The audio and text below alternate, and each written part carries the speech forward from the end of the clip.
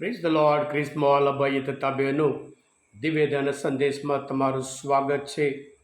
September 6 તારીખ આ સંદેશ સાંભળવા તમારા સૌ ઉપર, તમારા કુટુંબીજનો ઉપર પ્રભુ એમને પ્રેમ વરસાવે, શાંતિ વરસાવે અને સમાધાન વરસાવે. તમારા બાઇબલ લઈ લો, શાસ્ત્ર પાઠ સાંભળીએ. લોકનો ગ્રંથ 5મો અધ્યાય 33થી 39મી કલમ સુધી. પછી તે લોકોએ તેમને કહ્યું, યોહાનના શિષ્યો તો વારંવાર ઉપવાસ કરે છે અને પ્રાર્થના કરે છે, અને ફરોશીઓના શિષ્ય પણ એ પ્રમાણે કરે છે, પણ તમારા શિષ્યો તો ખાય છે અને પીએ છે. ત્યારે ઈસુએ તેમને જવાબ આપ્યો, જ્યાં સુધી વરરાજા તેમની સાથે હોય ત્યાં સુધી જાનૈયા પાસે તમે ઉપવાસ કરાવી શકો ખરા?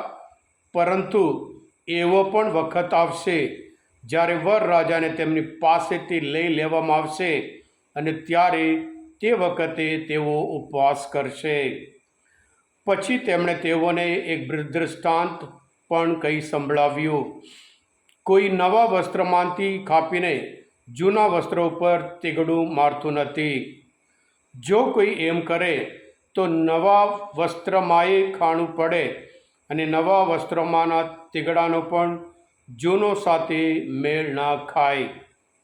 તે જ પ્રમાણે કોઈ જૂના કૂપામાં નવો દ્રાક્ષાસવ ભરતો નથી. ભરે તો નવો આસવ કૂપાને ફાડી નાખે, અને આસવ પણ ઢોળાઈ જાય અને કૂપા નખામાં જાય. પણ નવો આસવ તો નવા કૂપામાં ભરવો જોઈએ. વળી જૂનો દ્રાક્ષાસવ પીધા પછી કોઈને નવો આસવ પીવાની ઈચ્છા થતી નથી. તે તો કહેવાનો જ કે જૂનો જ સારો છે. આ પ્રભુની વાણી છે, તે આપણો આધાર છે. ખ્રિસ્તવાલા ભાઈઓ તથા બહેનો, બાઇબલમાં જૂના કરારમાં આપણે જાણીએ છીએ દરેક માટે એક સમય છે. આનંદ કરવા માટે એક સમય, ઉપવાસ કરવા માટે એક સમય. એટલે આજના શુભ સંદેશમાં ફરોશી લોકો પ્રભુ ઈસુ સાથે એક વિવાદ કે ઉપવાસ વિશે. ખ્રિસ્તવાલા ભાઈ હતા બહેનો, જો આપણે બોડી બિલ્ડિંગ કરવાનું હોય ત્યારે આપણે ઘણી કસરત કરવું પડે છે. કસરત કરવાનું છે. કસરત કરીએ અને અમુક ત્યાગ કરવાનું છે. અમુક ખોરાક નહીં ખાવાનું હોય, અને એવી જ રીતે આપણે શારીરિક રીતે તંદુરસ્ત બનીએ છીએ. જો શારીરિક રીતે તંદુરસ્ત બનવા માટે આ બધું કરવાનું હોય, પછી આધ્યાત્મિક રીતે તંદુરસ્ત બનવા માટે પણ અમુક કસરત જોઈએ. એટલે આજના શુભ સંદેશમાં ખ્રિસ્તવાલા ભાઈ હતા બહેનો, ઈશ્વર સાથેને સંબંધ બાંધવાનું, ઈશ્વર પાસે નજીક આવવાનું, જે આપણે જે પ્રાર્થના કરતા હોય, ઉપવાસ કરતા હોય, યાત્રા કરતા હોય, આ બધાનો હેતુ ઈશ્વર સાથેના સંબંધમાં નિકટ કે નજીક આવવા માટે છે. એટલે પણ આ લોકોનું માત્ર વિધિ માટે, એક રિવાજ માટે એ લોકો ઉપવાસ કરતા હતા. ઉપવાસ હોય, હાથ ધોવાની વિધિ હોય, માત્ર એક રિવાજ પ્રમાણે એ લોકો કરતા હતા. એટલે પ્રભુ ઈસુના શિષ્ય ઉપર એ લોકો ફરિયાદ કરે છે. એટલે પ્રભુ પણ એમને સમજાવે છે. હા કૃષ્ણવાલા ભાઈ હતા બહેનો, આપણે બધા ફાસ્ટિંગ કરીએ છીએ તપૃત દરમિયાન, અને ઘણા બધા આખા વર્ષ દરમિયાન શુક્રવારે ફાસ્ટ કરતા હોય, બુધવારે ફાસ્ટ કરતા હોય છે.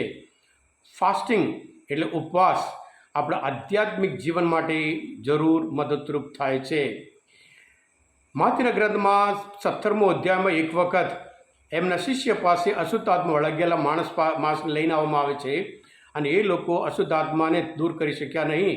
એટલે એ લોકો પ્રભુ પાસે આવે છે, અને પ્રભુ ઈસુ એ માણસને સાજા કરે છે. અને ત્યારે એમના શિષ્ય પૂછે, અમારાથી કેમ આ કરી શક્યા નહીં? ત્યારે માથેના ગ્રંથમાં 17મો અધ્યાયમાં 21મી કલમમાં પ્રભુ પોતે કહે છે, આવા આત્મા, અશુદ્ધ આત્મા પ્રાર્થના અને ઉપવાસ સિવાય બીજા કશાથી જતું નથી, એમ કરીને પ્રભુ પોતે કહે છે. એટલે પ્રાર્થના અને ઉપવાસ કરવાથી આવી રીતે અશુદ્ધ આત્મા હોય, અને એવી રીતે આપણે આધ્યાત્મિક તંદુરસ્ત પ્રાપ્ત કરવા માટે આ જરૂર છે. સાથે સાથે જીવનમાં જેટલી બધી કસોટી આવતી હોય, કસોટી ઉપર વિજય મેળવવાનું હોય, જેવી રીતે પ્રભુ ઈસુ માતીના ગ્રંથમાં 4 અધ્યાયમાં 11મી પહેલી કડીથી 11મી કડીમાં પ્રભુ ઈસુના જીવનમાં કસોટીઓ, એટલે આવી રીતે પ્રભુ ઈસુ પોતે ઉપવાસ કરતા હતા. જ્યારે ઉપવાસ દ્વારા, પ્રાર્થના દ્વારા એ બધા કસોટીમાં પ્રભુ ઈસુ પાર કે વિજય મેળવ્યા હતા. અને સાથે સાથે બાઇબલમાં પણ આપણે જાણવા મળે છે, પૌલ પોતે કહે છે કોરિન્થના ધર્મસભા પોતા 9મો અધ્યાયમાં 24મી કલમમાં, તમે શું જાણતા નથી કે શરત મેદાનમાં દોડે છે તો બધા જ, પણ ઇનામ એક જ જણને જીતે છે. પણ તમે એવી રીતે દોડો કે તમે જીતો. સાથે સાથે 9મો અધ્યાયમાં 27મી કલમમાં પૌલ કહે છે, આથી હું તો ધ્યેય નિશ્ચિત રાખીને દોડું છું. હું મુક્કાબાજી કરું છું, પણ હવાને મૂકી નથી મારતો. હું મારા દેહને મારું છું અને તેને મારે વશ કરું છું, જેથી બીજાઓને શુભ સંદેશ સંભળાવ્યા પછી મારે અપાત્ર ઠરાવવાનો વારો ન આવે. એટલા માટે એ પોતે ઉપવાસ કરતા હતા. અને સાથે સાથે જૂના કરારમાં આપણે એસ્તર જાણીએ છીએ. એસ્તર બિન યહૂદી રાજા પાસે ત્યાં રાજમાતા તરીકે, રાણી તરીકે રહેતી હતી, પણ પોતાના લોકોના રક્ષણ માટે એ પોતે ઉપવાસ કરે છે. અને એવી જ રીતે જૂના કરારમાં પૈગંબર એઝરા પણ પોતાના લોકોના રક્ષણ માટે એ પણ ઉપવાસ કરે છે. હા કૃષ્ણવાલા ભાઈ હતા બહેનો, આપણે બધા ઉપવાસ કરીએ, એનું હેતુ શું છે?